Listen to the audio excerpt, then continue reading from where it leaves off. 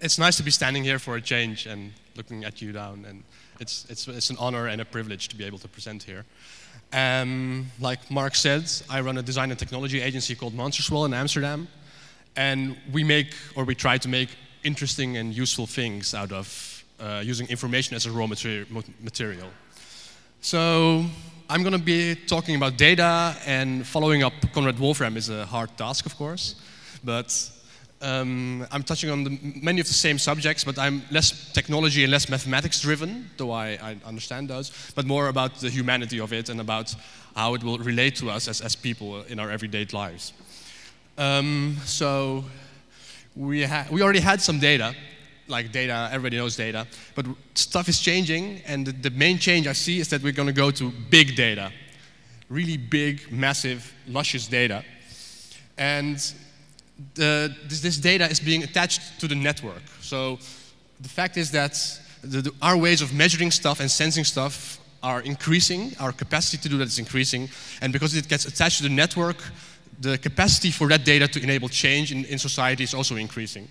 And if you just think about how many changes the internet has caused in society over the past 20 years, just think that data and the trend of enabling sensors and other measurements in the real world are going to cause similar amount of changes in the real world. So I'm going to briefly look at the trend, like what happened, and then ask some questions which may or may not be answerable, but which I think are important to ask and which will say a lot about where this thing is going.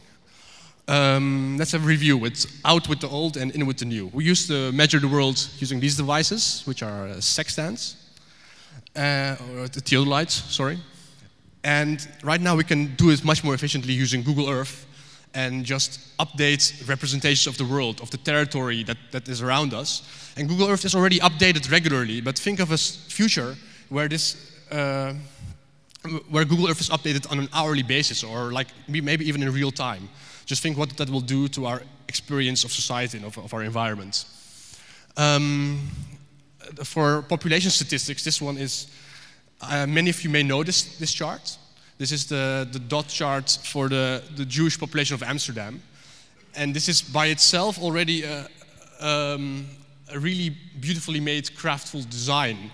But it has a really brutal dimension of how it is applied.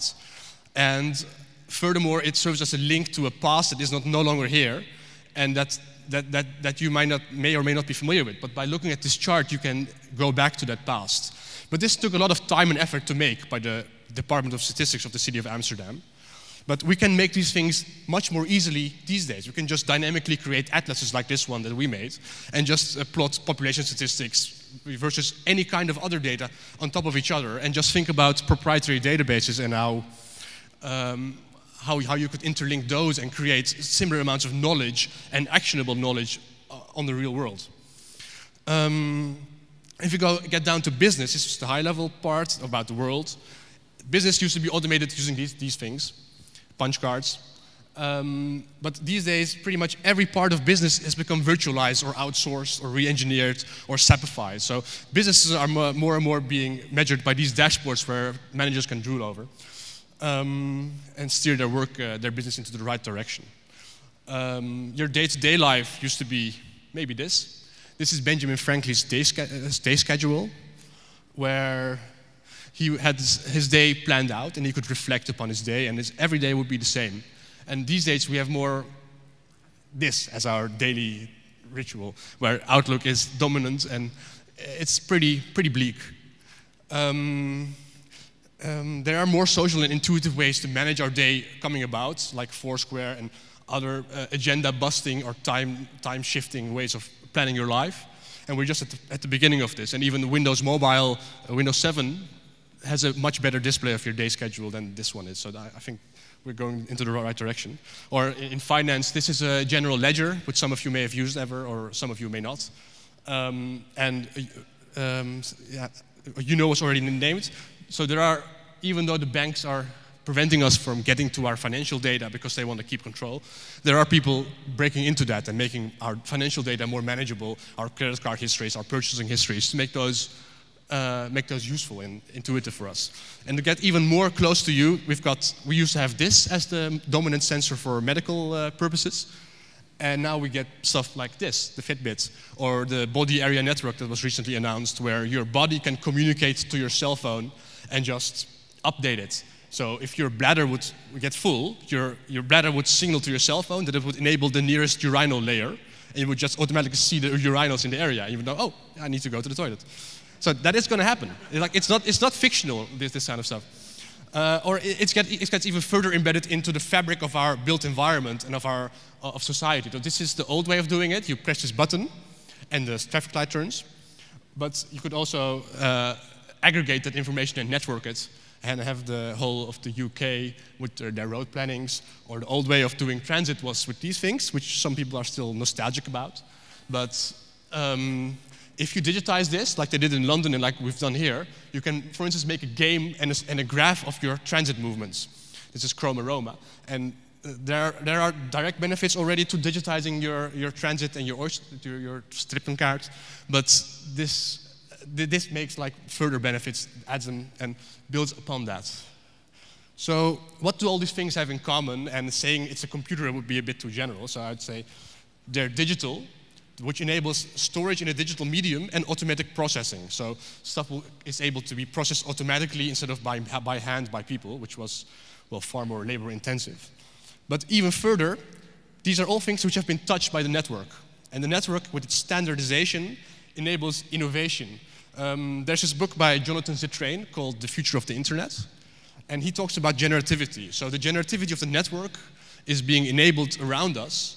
And because of that generativity that enabled innovation on the internet, that same innovation is going to be enabled in the real world.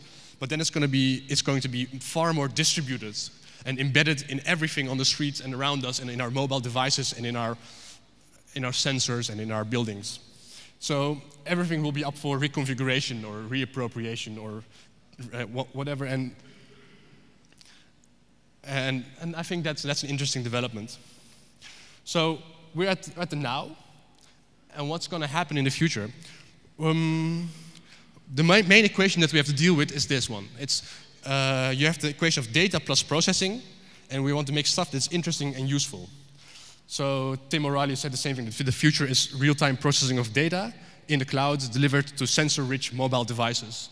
And this is a difficult equation to work with. You have to have real good design and real good design direction as well to make generally good stuff. The way I see it, it could head into two directions generally. It could head into the AR horror scenario. Maybe you've seen this movie. It's about this AR ad-supported world of your environment. And if we get this, we've failed. This is, in other words, the gamepocalypse, the privacy zero scenario, the ad-infested reality, the badgification scenario, where you get more distraction, you get more choice. And either we ourselves push ourselves to get more distraction and more choice and more doubt and more get nothing done, really. Or companies and other institutions which have more power over us and more motivation, they build this for us, and we do this without even being aware of that we're doing this. So this would not be the best possible outcome.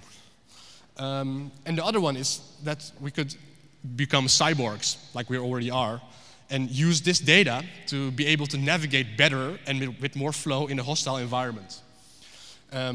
The 50th anniversary of the term cyborg has just been there. And actually, we are already all cyborgs. We always have been augmented by technology, but this augmentation is going in a next level. And it could help us to become more of what we are and become and use technology to make our lives easier and more fulfilling. So yeah, the cyborg, this would be better, even though it doesn't look as very attractive, maybe, to your point of view. So I want to go away and give you a thinking tool to help you think about these matters, because data is a very abstract subject. It's very high level, and it may not be native to most people how you would deal with that or how you would go about with working with data. So think about, number one, everything creates data.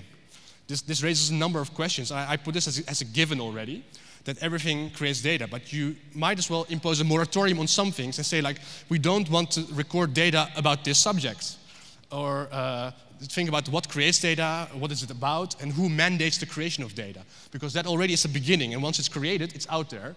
And then we want to know, where does it go? Like, who controls it? Where is it stored? Is it replicated? These are all questions which are important for your privacy, for your control, for the politics of what happens with your data. You may have recorded it with your Fitbit, but then you send it to the cloud, and then it's no longer under your control. So where does your data go? Question number 2. And question number 3 is, who uses it? So this is more of a question of design and about truth, like what is useful for whom in what context? And what were the design decisions and the design values underlying the decisions, underlying the usage, and what happens when it breaks down, and, well, can we get to any kind of truth about data or a facsimile or approximation of the truth, which is the most important question, and which I think is hard to answer because there will be many truths for many people. Because these are very big questions, and they demand everybody to get involved with it. Like Conrad Wolfram already said, I want to call on you to get excited and make things, to own the data and get more literate in the data by making this stuff yourself. Because there are already a number of tools out there that enable you to work with data. And by making stuff with it yourself, you shape the outcome and the possible future outcomes of what will be made. Otherwise, if you leave it to the companies or the government, they will make something which you don't have any say over. So making stuff is a political act where you can get out there and shape the future. So that's about it. Thank you.